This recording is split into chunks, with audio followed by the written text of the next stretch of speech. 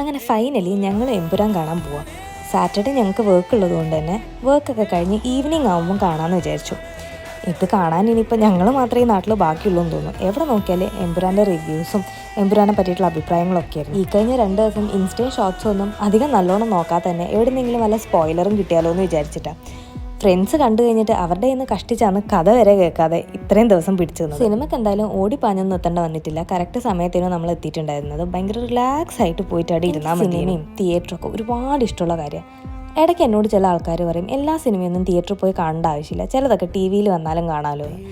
പക്ഷെ എൻ്റെ അഭിപ്രായത്തിൽ സിനിമ കാണണമെങ്കിൽ അത് തിയേറ്ററിൽ നിന്ന് തന്നെ കാണണം, എന്നാലേ അതിൻ്റെ ഒരു ഇതുണ്ട്. സിനിമയൊക്കെ തുടങ്ങി നല്ലപോലെ എൻജോയ് ചെയ്തൊരു മൂവിയായിരുന്നു. പക്ഷേ എൻ്റെ അഭിപ്രായത്തിൽ എനിക്ക് കുറച്ചും കൂടി ഇഷ്ടമായത് ലൂസിഫർ തന്നെയാണ്. ഓരോരുത്തർക്കും ഓരോ അഭിപ്രായങ്ങളായിരിക്കുമല്ലോ. അപ്പോൾ എൻ്റെ അഭിപ്രായം ഇതാ. നിങ്ങൾക്ക് ഏതാ ഇഷ്ടമായതെന്ന് നിങ്ങൾ കമൻറ്റ് ബോക്സിൽ പറയണം. അങ്ങനെ ഫിലിമൊക്കെ കഴിഞ്ഞ് തിരിച്ച് വീട്ടിലേക്ക് എത്താൻ നല്ല ട്രാഫിക് ഉണ്ടായിരുന്നു.